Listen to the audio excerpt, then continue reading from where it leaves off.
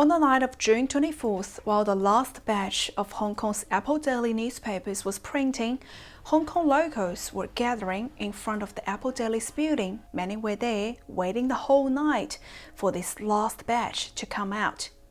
They just wanted to be there for the Apple Daily, just like how the Apple Daily has been there for them for the past 20 years.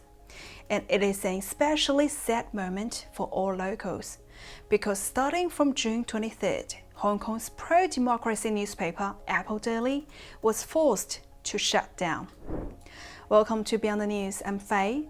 For those of us who have been paying attention to the Hong Kong's human rights crisis these years, we all know that Apple Daily and the Epoch Times are the only two newspaper publications that still dare enough to not to bow to the communist China. And in a certain degree, these are the only medias that can have countering Chinese Communist Party's propaganda efforts in Hong Kong. When Hong Kong protests were still in action in 2019, Apple Daily and the Epoch Times were the only two publications reporting on the honkies' protesting activities. All the other publications in Hong Kong, however, printed the exact same propaganda materials that were in line with the Chinese Communist Party. At its last printed edition yesterday, Apple Daily's front page headline was "Hong Kong people saying goodbye to the Apple in the rain with pain. We support Apple."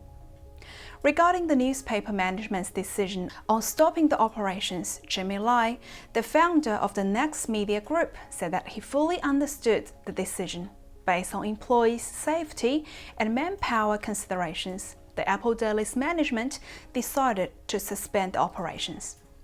After midnight yesterday, the last physical newspaper was published and delivered, and the website has also ceased operations. The last editorial piece was titled "Farewell to Hong Kongers," in referring to the death of the Apple and also the death of the freedom of the press, the victim of tyranny. As we all know, the founder of Apple Daily, Jimmy Lai, was arrested and sentenced to 14 months for pro-democracy protests a few months back. So this is official. Pro-democracy is a crime in Hong Kong now. But the Hong Kongers never see Jimmy Lai as a criminal, rather they see him as a hero. The Committee to Protect Journalists in Hong Kong on Monday announced that they are honoring Jimmy Lai with his 2021 Green Eye for Press Freedom Award, but Mr. Lai won't be able to accept the award in person because he's now serving his terms in prison in Hong Kong as we speak. Police in Hong Kong are now acting more or less like any other Chinese police from an average Chinese city now.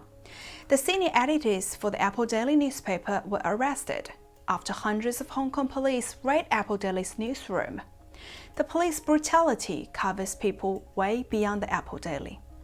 A 55-year-old man in Hong Kong was arrested on Wednesday morning by police on suspicion of conspiring to collude with foreign countries or foreign forces to endanger national security.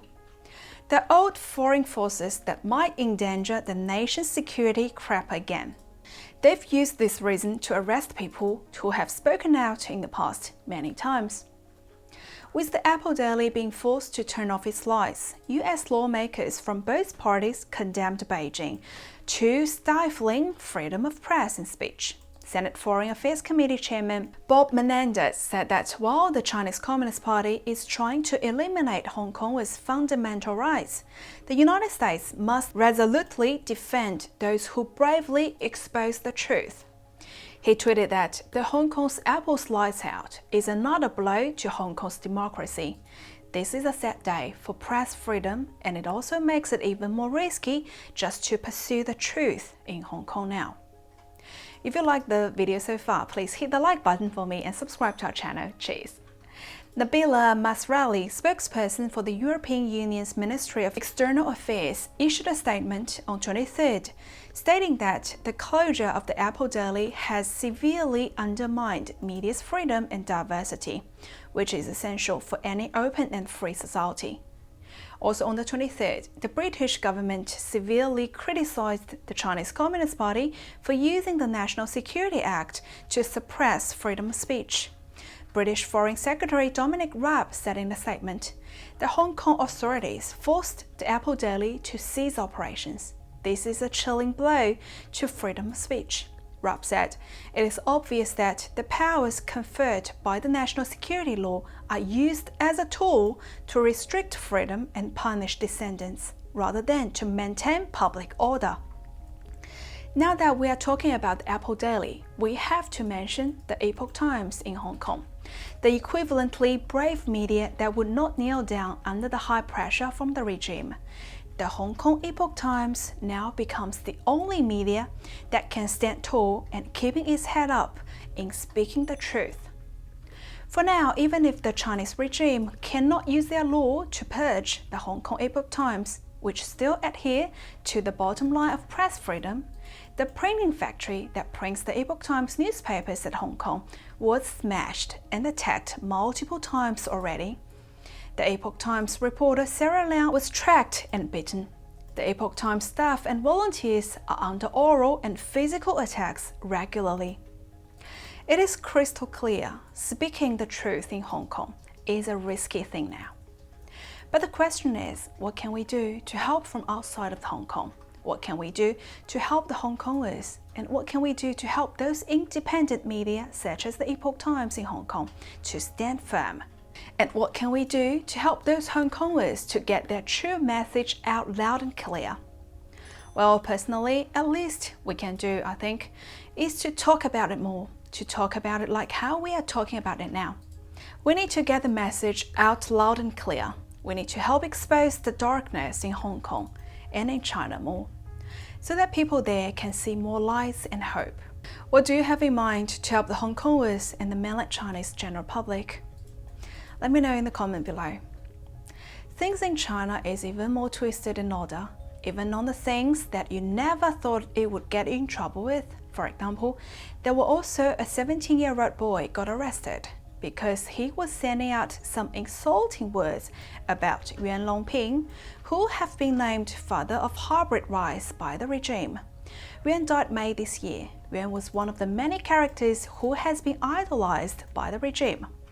Whoever has been defined as a hero in China, like Mao, like PLA soldiers, nobody is allowed to say one bad word about them by law. Another example, a Weibo blogger named Labi Xiaoqiu, who was a former journalist with 2.5 million followers on Weibo.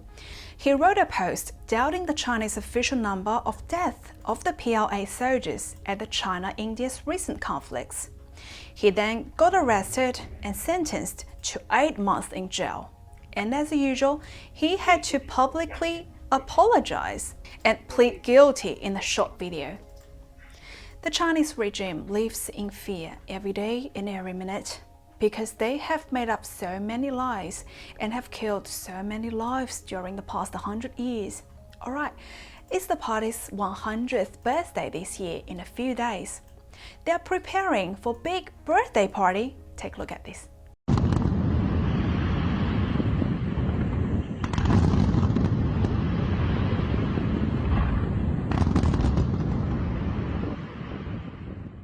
This is a $17 million worth of firework costs, and this is only the first rehearsal. That's right, when the party wants a party, there's nothing in this world that can stop them, regardless how many poor farmers are starving in the countryside. As usual, the regime looks like it's on a celebration mood on the surface, but from Hong Kong's treatment of Apple Daily, you can sense they're very tense inside. A report from DW titled Security Upgrades on the Eve of the Chinese Communist Party's centennial celebration. Now in Beijing, they have increased guards with dogs walking on the street and checking if you are local or an outsider. And this report from Radio France International titled The Chinese Communist Party's 100th Anniversary to Strengthen Beijing's Stability Maintenance.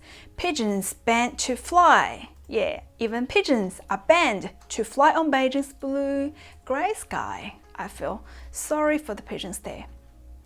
It looks like they're extremely stressed out and afraid if anything might go wrong with the celebration. And I wonder if this crackdown on the Apple Daily was one of the tasks before that celebration as well? Since the chief executive of Hong Kong, Carrie Lam, has always been a true CCP member, this might be a birthday gift from her to the regime, showing her loyalty and keeping her position for the future terms.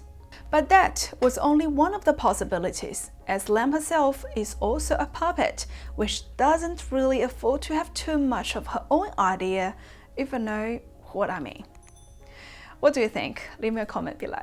Alright, that's all for today. Thank you for watching Beyond the News. I'm Faye. Until next time.